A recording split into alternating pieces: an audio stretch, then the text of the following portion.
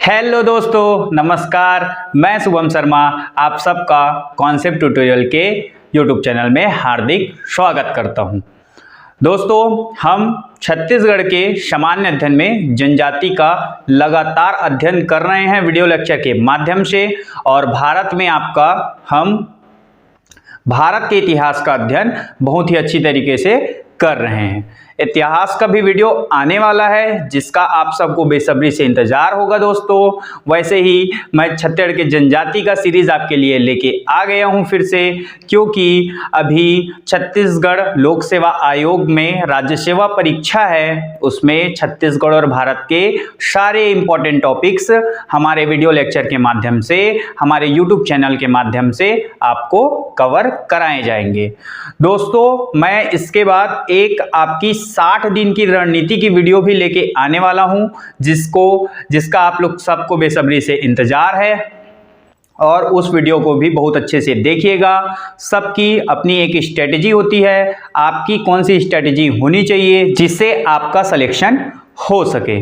ठीक है दोस्तों, चलिए आगे चलते हैं। हम आज देखने वाले हैं छत्तीसगढ़ के विशेष पिछड़ी जनजातियों में आपका पहाड़ी कोरवा जनजाति। इससे पहले हमने बिरहोर जनजाति, बैगा जनजाति, गोंड जनजाति देख चुके हैं, और जनजाति हमारे छत्तीसगढ़ में कहाँ कहाँ संकेंद्रित है इसका भी एक वीडियो हमने देख चुका है, मतलब किस किस जिले में पाई जाती है। और साथ में हमने देख चुका है छत्तीसगढ़ के जनजाति का सामान्य परिचय। तो अब देखते हैं हम पहाड़ी कोरवा जनजाति, जो कि केंद्र सरकार द्वारा घोषित एक विशेष पिछड़ी जनजाति है। ठीक है दोस्तों, चलिए आगे चलते हैं, पहाड़ी कोरवा जनजाति के बारे में जानते हैं। ठीक है, नामकरण के बारे में बात करते हैं दोस्तों। सबसे पहले आपको मैंने फैक्ट तो पूरा व्हाइट बोर्ड में दिखा देता हूं, अगर नहीं दिखाता तो आपको लिखने में बहुत परेशानी होती, लेकिन दोस्तों आप फैक्ट यहां देखते रहते हैं और मेरे द्वारा आपको समझाया जाता है तो आपको इजीली समझ में आ जाता है। याद रखिएगा, ये ऐसी जनजातियां हैं जिसके क्वेश्चन प्रीवियस ईयर के राज्य सेवा परीक्षा, छत्तीसगढ़ राज्य सेवा परीक्षा में पूछा गया क्वेश्चन है, छत्तीसगढ़ व्यापम में भी पूछा गया है इन फैक्ट से क्वेश्चन। तो बहुत अच्छे से याद कर लीजिएगा, बहुत सरल तरीके से हम पढ़ते हैं। ठीक है दोस्तों, हम वही फॉर्मेटिंग पे चलते हैं। पहला नामकरण देखते हैं, फिर संकेंद्रण देखते हैं, फिर यहाँ पास मैंने यहाँ पंचायत का टॉपिक ऐड किया हुआ है, फिर हम सामाजिक, आर्थिक, सांस्कृतिक जीवन को देखते हैं। ठीक है दोस्तों, इसी प्रकार आप मेंस के में भी फॉर्मेटिंग करके अच्छे से लिख पाएंगे। साथ में प्री के दृष्टिकोण से ये बहुत ही आपके लिए क्या है, महत्वपूर्ण है। ठीक दोस्तों, चलिए हम देखते हैं नामकरण। तो नामकरण में इनका नाम क्या है आप जानते हैं, पहाड़ी कोरवा इनका इस जनजाति का नाम है। पहाड़ी से ही आपको स्पष्ट हो रहा होगा दोस्तों कि जो आपके जंगलों में, पहाड़ों में रहते हैं उन्हीं को पहाड़ी कोरवा कहेंगे। तो यहां मैंने लिखा है, देखिए, पहाड़ों और पेड़ों में मचान यानी कि रहने का घर को ये क्या बोलते हैं, मचान बोलते हैं। याद रखिएगा, पेड़ों या पहाड़ों में मचान यानी घर बना के रहने वाले जनजाति को ही क्या कहा जाता है, पहाड़ी कोरवा जनजाति कहा जाता है। ध्यान दीजिएगा, कहाँ, पहाड़ों पेड़ों में मचान यानी कि एक झोपड़ी या घर बना के रहने वाले जनजाति को ही पहाड़ी कोरवा जनजाति कहा जाता है। ठीक है दोस्तों, नोट करते जाइएगा। संकेंद्रण की बात करते हैं, ये नामकरण खत्म होता है, संकेंद्रण की बात करते हैं। तो पहाड़ी कोरवा जनजाति मुख्यतः उत्तरीय छत्तीसगढ़ में पाई जाती है। कहाँ, उत्तरीय छत्तीसगढ़ में। उत्तरी छत्तीसगढ़ मतलब सरगुजा संभाग और बिलासपुर संभाग की ओर। तो कहाँ कहाँ मिलती है, अगर जिला के हिसाब की बात करेंगे तो केफ और कोरबा में पाई जाती है। कहाँ, कोरबा में। ठीक है दोस्तों, लिख देता हूं मैं। फिर आपका जसपुर में, और फिर सरगुजा जिले के अंबिकापुर वाले हिस्से में ये जनजाति पाई जाती है। अगर मैं यहाँ एक छोटा से मैप बना के आपको बताऊं तो ये सरगुजा संभाग हुआ, ये आपके जसपुर में पाई जाती है, ये आपका कोरबा जिला हुआ, और यहीं से आपका ये सरगुजा जिला। तो ये अंबिकापुर वाला हिस्सा हो गया, ये आपका कोरबा और ये आपका जसपुर। ये तीनों जगह आपके पहाड़ी कोरवा जनजाति पाई जाती है। याद रखिएगा दोस्तों, बहुत अच्छे से ध्यान दीजिएगा, ठीक है। अब इसके बाद उपवर्ग की बात कर लेते हैं, ठीक। नामकरण समझ में आ गया। पेड़ों या पहाड़ों में मचान बना के या घर बना के जो रहते हैं उनको ही पहाड़ी कोरवा जनजाति कहा जाता है। पहाड़ से ही आपको स्पष्ट होना चाहिए कि ये जंगलों या पहाड़ों में रहने वाली जनजाति है, ठीक है दोस्तों। ये और यहाँ पास क्या है, पहाड़ मचान में रहते हैं। मचान यानी कि घर, याद रखिएगा, कई बार पूछा गया है पहाड़ी कोरवा जनजाति में मचान से क्या आशा है, तो ये उनका घर होता है रहने का, ठीक है दोस्तों। संकेंद्रण में देखिए उत्तरी छत्तीसगढ़ में पाई जाती है, कहां, कोरबा में, जसपुर में, अंबिकापुर में पाई जाती है। याद रखिएगा इस जनजाति को, एक फैक्ट यहां मैंने लिखा है, राष्ट्रपति का दत्तक पुत्र माना जाता है, ठीक है। दत्तक पुत्र कहा जाता है इस जनजाति को, ठीक है। किसको, पहाड़ी कोरवा जनजाति को। अब देखते हैं उपवर्ग में चलते हैं, उपवर्ग की बात करते हैं दोस्तों। तो याद रखिएगा ये जनजाति दो उपवर्ग में बटी हुई है। दो उपवर्ग यानी कि आपका जैसे जैन धर्म और बौद्ध धर्म में दो संप्रदाय में बढ़ जाते हैं लोग, दोनों एक ही अवधारणा में अलग अलग परिवर्तन करके रहने लग जाते हैं, वैसे ही ये जनजाति भी आपके दो उपवर्गों में बटी हुई है। याद रखिएगा, पहले को बोलते हैं स्वयं पहाड़ी कोरवा और दूसरे को बोलते हैं दिहाड़ी कोरवा। तो याद रखिएगा जो पहाड़ी कोरवा जनजाति है, यह अभी बताया मैंने पहाड़ या पेड़ में मचान यानी कि क्या अभी बताया मैं आपको, मचान यानी घर बना के रहते हैं। कहाँ, पहाड़ों में या फिर पेड़ों में मचान या घर बना के रहते हैं, ठीक है। और दिहाड़ी कोरवा जनजाति मैदानी क्षेत्र में रहती है, मैदानी क्षेत्र में, यानी कि आपका जो पहाड़ी कोरवा जनजाति है ये मुख्य धारा से कटी हुई जनजाति है। इस कारण केंद्र सरकार ने पहाड़ी कोरवा जनजाति को विशेष पिछड़ी जनजाति की मान्यता दिया। याद रखिएगा दिहाड़ी कोरवा जनजाति विशेष पिछड़ी जनजाति की मान्यता में नहीं आती है, ये सामान्य वर्ग में आती है। याद रखिएगा ये दो उपवर्ग में बटे हुए हैं। उपवर्गों को बताने का आशय मेरा यही था कि पहाड़ी कोरवा जनजाति को आपका क्या माना जाता है, विशेष पिछड़ी जनजाति माना जाता है, क्योंकि ये पेड़ और पहाड़ में मचान बना के घर बना के रहते हैं। ये आपके जो अभी मुख्य धारा चल रही है हमारी विकास की, उससे कटी हुई है, ठीक है। बहुत ही पुराने जमाने, पुराने संस्कृति, पुराना आपका आदम जमाने की संस्कृति पे अभी भी क्या है, कार्यरत है, ठीक है दोस्तों। और दिहाड़ी कोरवा सामान्य जनजाति हो गई है, ये मुख्य धारा को स्वीकार की है और आगे बढ़ती गई है, साथ में मैदानी क्षेत्र में निवास करती है। ये उपवर्ग आपको बहुत अच्छे से समझ में आया होगा। चलिए दोस्तों अब चलते हैं पंचायत में, जो कि सभी जनजाति में मैंने अभी दो ठो पढ़ाया है, उसमें सब में कुछ ना कुछ पंचायत रहा है। इनका एक पंचायत रहता है जो इनकी जनजाति संस्था होती है, जो इनके जनजाति के लोगों में आपका क्या होता है, विवाद हो जाता है, तो विवाद के सुलझाने का और इनके आर्थिक सामाजिक जीवन में निर्णय लेने का कार्य करती है। तो पंचायत, तो इनके पंचायत को क्या कहते हैं, मयारी कहते हैं। याद रखिएगा क्या कहते हैं, मयारी कहते हैं, ठीक है दोस्तों। पंचायत प्रमुख को मतलब मयारी का प्रमुख, पंचायत प्रमुख जो रहेगा वो मुखिया कहलाता है। क्या कहलाता है दोस्तों, मुखिया कहलाता है। पंचायत प्रमुख जो होता है, जो मयारी इनकी पंचायत होती है, उसका जो प्रमुख होता है वो मुखिया कहलाता है। क्या कहलाता है, मुखिया, ठीक है। मैं बार बार रिपीट इसी कारण करता हूं ताकि आपको याद हो जाए, तो भाई साहब वो याद कर लो, ठीक है। और पंचायत में जो अन्य अधिकारी है, जैसे कि सरपंच, पंच, ये सब रहते हैं, तो अन्य अधिकारी को भी कुछ विशेष नामों से जाना जाता है। वो अधिकारी को आपका एक प्रधान कहा जाता है और भाट कहा जाता है। याद रखिएगा क्या कहा जाता है, प्रधान कहा जाता है और भाट कहा जाता है, ठीक है दोस्तों। और जनजाति पंचायत के मुखिया को याद रखिएगा, मतलब कि पंचायत है, पंचायत को मयारी, पंचायत प्रमुख को क्या कहा जाता है, मुखिया, और अधिकारी को प्रधान या भाट कहा जाता है, ठीक है दोस्तों। याद रखिएगा अब इसमें क्या है, पंचायत में ही एक विभाग है, वो जनजाति लोगों में जो विवाद होता है उसका क्या सुलझाता है, या फिर उसका मुखिया है। मतलब कोई विवाह भी होता है तो यहाँ वहां पहले पंजीयन कराना पड़ता है, ऐसी उनकी संप्रदाय है। तो ये जनजाति जो पंचायत रहती है उसके मुखिया को याद रखिएगा टोलादार कहा जाता है। क्या कहा जाता है, टोलादार कहा जाता है। बहुत इंपॉर्टेंट है, आगामी परीक्षा के दृष्टिकोण से भी, और अभी तक प्रीवियस ईयर क्वेश्चन में ये आया हुआ है, याद रखिएगा। ठीक है दोस्तों, चलिए। और इनके पेय पदार्थ को जो ये पीते हैं, जनजाति समुदाय में सब जनजाति की पेय पदार्थ होती है, जैसे कि मैंने बिरहोर और बैगा लोगों में बताया हुआ है। ठीक है, वैसे ही इस जनजाति के पेय पदार्थ को हाड़िया कहा जाता है। क्या कहा जाता है दोस्तों? हाड़िया कहा जाता है। ठीक है, हांडिया पीते हैं ये, हांडिया, जो कि मूलतः चावल से निर्मित होता है, चावल से निर्मित पेय पदार्थ है।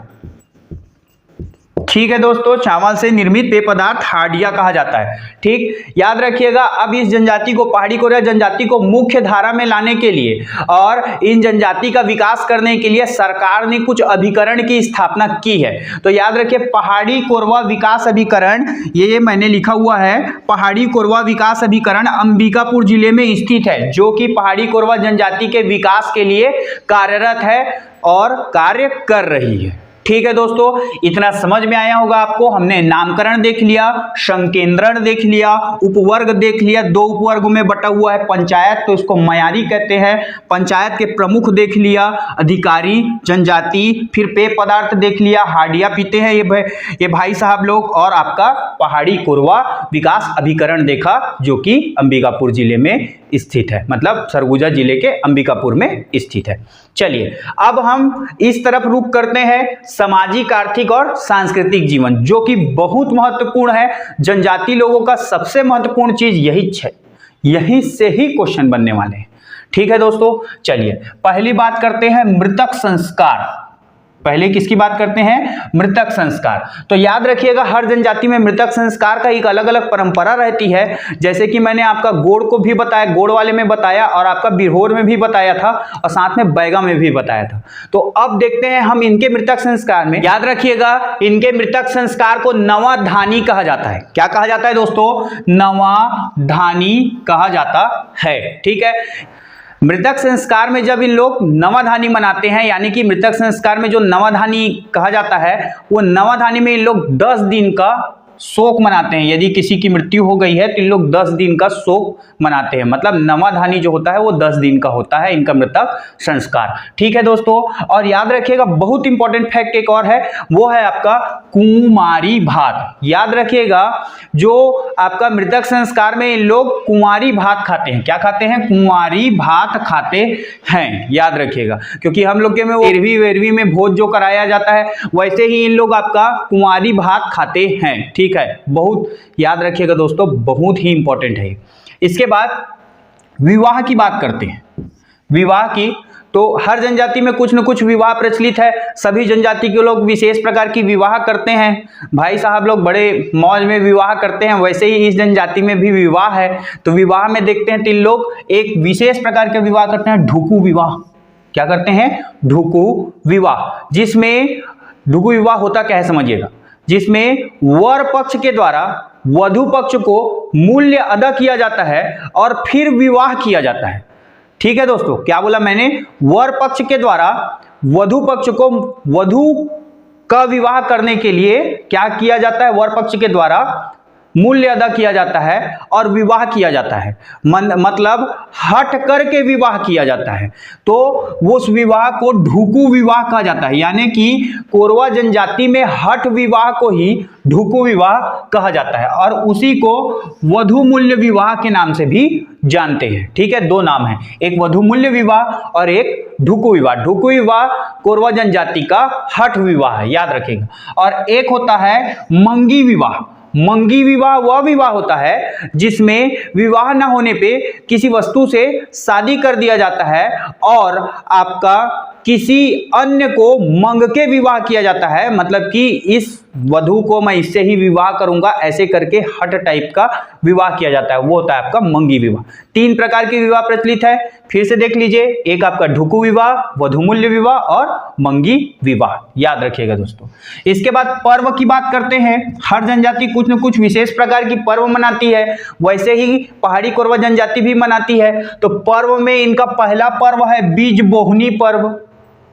ठीक है, इन लोग कोरा पर्व मनाते हैं, इन लोग धेरसा पर्व मनाते हैं, इन लोग नवाखानी पर्व मनाते हैं। क्या क्या मनाते हैं? बीज बोहनी, कोरा, धेरसा, नवाखानी पर्व मनाते हैं। बीज बोहनी पर्व को समझिएगा क्या होता है। बीज बोहनी पर्व जब बीज की बुआई मतलब नई फसल आने वाली रहती है, उससे पहले बीजों की पूजा करके पूजा किया जाता है, तो उसी समय आपका बीज बोहनी पर्व मनाया जाता है। यानी फसल आने से पहले मनाया जाता है किसको? बीज बोहनी पर्व को। ठीक है दोस्तों, नवाखानी पर्व यानी कि जो फसल पक के फसल कटाई होती है, उसके बाद जो नया चावल आ जाता है यानी नई फसल आ जाती है खाने के लिए, वो होता है नवाखानी पर्व। नवा खाया जाता है, जिसको बोलते हैं ना लोग नया चावल खाते हैं तो नवा खाया जाता है इन लोग के द्वारा भी, तो नवाखानी पर्व मनाया जाता है। एक होता है कोरा पर्व, एक होता है धेरसा पर्व। ठीक है दोस्तों, कोरा पर्व और धेरसा पर्व विशेष प्रकार के फसलों पे मनाया जाता है, याद रखिएगा। ठीक है, कोरा और धेरसा पर्व विशेष प्रकार के फसलों के आने पे ये पर्व मनाया जाता है। जैसे कि आपका जो धेरसा पर्व है, जैसे कि आपका जो धेरसा पर्व है, ये सरसों या दाल के आने पे, मतलब वो फसल आ जाती है सरसों की या दाल की, तब वो धेरसा पर्व मनाते हैं। और जो आपका गोंदली या जो प्याज व्याज होता है गोंदली, वो आ जाता है तो उसमें कोरा पर्व मनाते हैं लोग। मतलब फसल प्रधान पर्व मनाया जाता है, याद रखिएगा, किसमें? पहाड़ी कोरवा जनजाति में। ठीक है, पहला बीज बोहनी, फिर फसल से पहले मनाया जाता है। ठीक है, फिर कोरा तो वो जो गोंदली की फसल आ जाती है उस समय मनाया जाता है। धेरसा आपका सरसों या दाल की फसल आ जाती है उस समय मनाया जाता है। और नवाखानी नए फसल आ जाती है, पक के तैयार हो जाता है खाने के लिए, तो उस समय जो नया खाया जाता है तो नवाखानी पर्व मनाया जाता है। ठीक है दोस्तों, हर जनजाति समुदाय पर्व और विवाह प्रधान है, याद रखिएगा, मतलब एक विशेष प्रकार की संस्कृति लगते हैं। चलिए आगे बढ़ते हैं। एक विशेष प्रकार का पर्व और है, इन लोग मनाते हैं सिंगरी पर्व। क्या होता है? सिंगरी पर्व। और इसी में इन लोग सिंगरी देव की पूजा करते हैं। क्या मनाते हैं? सिंगरी पर्व और सिंगरी देव की पूजा करते हैं। ये इनके इष्ट देव हैं सिंगरी देव। तो सिंगरी देव की पूजा करने में सिंगरी पर्व इन लोग प्रत्येक 5 वर्ष में एक बार मनाते हैं, याद रखिएगा। किसमें? 5 वर्ष में, प्रत्येक 5 वर्ष में एक बार मनाते हैं सिंगरी पर्व। ठीक है दोस्तों, मतलब सिंगरी पर्व मनाने के लिए इनको 5 वर्ष का क्या करना पड़ता है? इंतजार करना पड़ता है। प्रत्येक 5 वर्ष में एक बार सिंगरी पर्व मनाते हैं, सिंगरी देव की पूजा करते हैं। ठीक है दोस्तों, इसके बाद इन लोग की एक विशेष प्रकार की परंपरा है जो कि हम तो नहीं कर सकते भैया, लेकिन इन लोग करते हैं। ठीक है, कौन? पहाड़ी कोरवा के जनजाति लोग दरहा मतलब शरीर में दाग करवाते हैं। ठीक है, आग से इन लोग शरीर को क्या करवाते हैं? दाग करवाते हैं, ऐसे दागते हैं, समझ लीजिए, चिन्ह अंकित करवाते हैं। ठीक है, शरीर में आग से दाह कराते हैं, यानी कि दागते हैं, चिन्ह अंकित कराते हैं, आग से जला के, समझ लीजिए।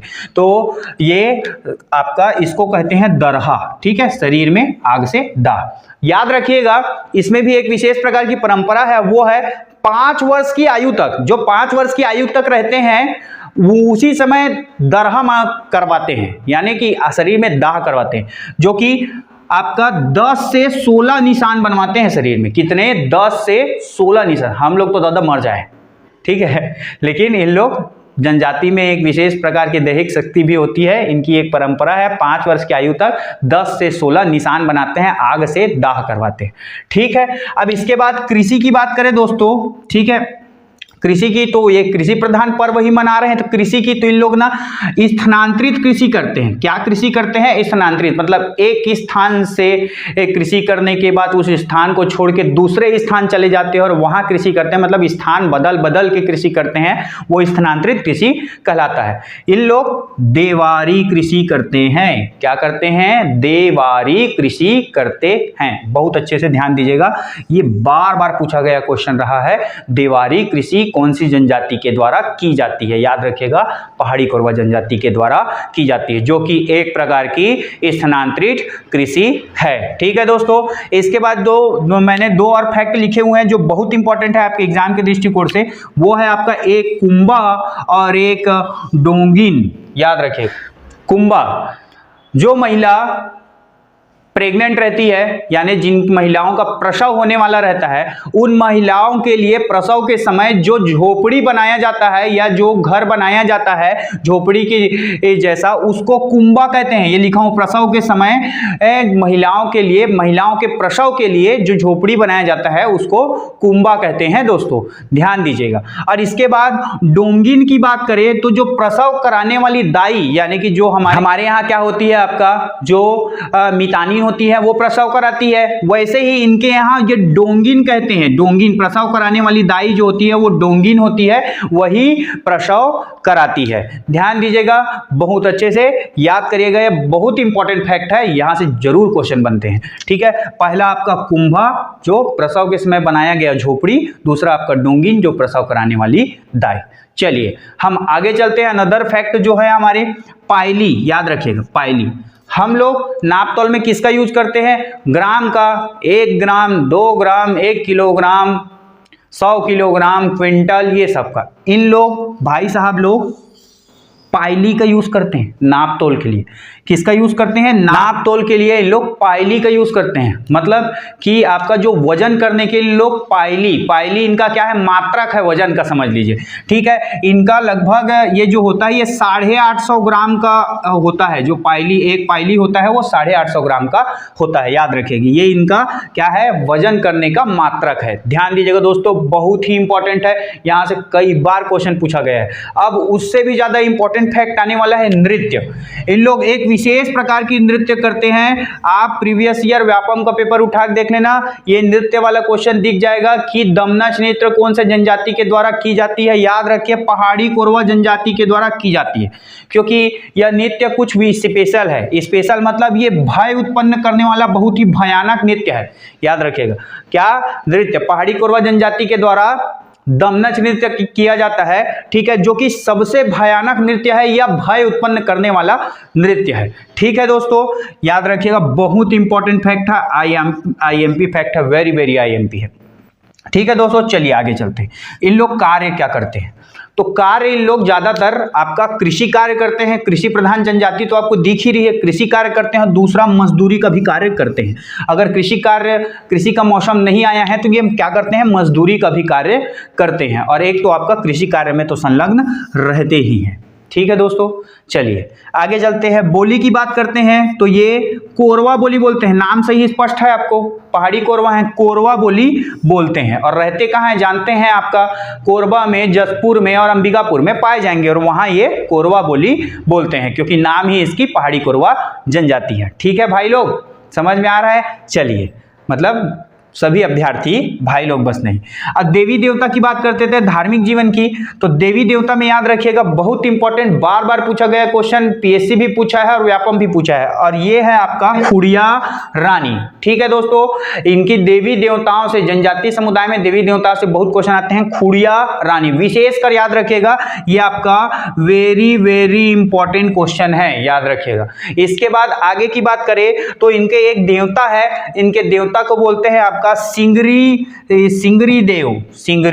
देव, याद रखिएगा। सिंगरी देव की उपासना में ही ये क्या आपका सिंगरी त्योहार मनाते हैं, या सिंगिर देव भी बोलते हैं इनको। सिंगरी देव की उपासना में ही ये सिंगरी त्योहार मनाते हैं, जो कि प्रत्येक 5 वर्ष में मनाया जाता है। ठीक है दोस्तों, सिंगर देव या सिंगरी देव भी कहा जाता है। और एक ये गोंडिया देव की पूजा करते हैं। क्या की पूजा करते हैं? गोंडिया देव की पूजा करते हैं। याद रखिए, गोंडिया देव इनके पशु के देवता होते हैं। किसके देवता होते हैं? पशु के देवता होते हैं। इनकी विशेषकर देवी क्या है? खुड़िया रानी इनकी देवी है। ठीक है, और देवता सिंगरी देव, जो कि सिंगरी त्योहार इन्हीं देवता की उपासना में प्रत्येक 5 वर्ष में मनाते हैं। और आपका गोंडिया देव, जिसमें पशु धन के देवता माने जाते हैं, पशुओं की रक्षा के लिए ये गोंडिया देव की पूजा करते हैं।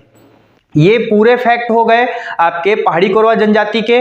जो हमने क्या क्या देखा? नामकरण देख लिया, संकेंद्रण देख लिया, उपवर्ग देखा, पंचायत देखा हमने, सामाजिक आर्थिक सांस्कृतिक जीवन में हमने आपका नृत्य, पर्व, विवाह, ठीक है, और आपके कुछ अनदर बहुत इंपॉर्टेंट फैक्ट देख लिए जिससे क्वेश्चन पूछे जाते हैं। किस प्रकार की ये कृषि करते हैं, ठीक है, क्या इनकी बोली है, क्या कार्य करते हैं, कौन से इसके देवी देवता हैं, कैसे नृत्य करते हैं, प्रसव के दौरान क्या है, ये सब चीज, और मृतक संस्कार, ये सब को हमने बहुत अच्छे से देख लिया है। वीडियो को देख के बहुत अच्छे से याद भी कर लीजिएगा दोस्तों, क्योंकि आगामी एग्जाम में ये फैक्ट जरूर पूछे जा सकते हैं और प्रीवियस एग्जाम में पूछे गए हैं। इस कारण ये फैक्ट आपके लिए बहुत इंपॉर्टेंट हो जाते हैं। दोस्तों ध्यान दीजिएगा, ये फैक्ट ही आपके एग्जाम में क्वेश्चन बनते हैं जो आपको सिलेक्शन दे सकते। ठीक है दोस्तों, वीडियो अच्छा लगे तो आप वीडियो को लाइक करिएगा, वीडियो पसंद आए तो कमेंट जरूर करिएगा। आपके कमेंट से ही मोटिवेट होकर हम नए नए वीडियोस आपके लिए लाते रहते हैं। ठीक है, और हमारे चैनल को ज़्यादा से ज़्यादा शेयर करिएगा और आप भी सब्सक्राइब कर दीजिएगा ताकि आने वाले अपकमिंग वीडियोस आपको तुरंत मिल जाए। ठीक है दोस्तों, मिलते हैं नेक्स्ट वीडियो में। हमारी जनजाति की पूरी सीरीज टू बी कंटिन्यू है, कंटिन्यू रहेगी। अभी हमारी हिस्ट्री की भी वीडियो आने वाली है। ठीक है दोस्तों, लाइक शेयर और सब्सक्राइब करना ना भूलिएगा। धन्यवाद।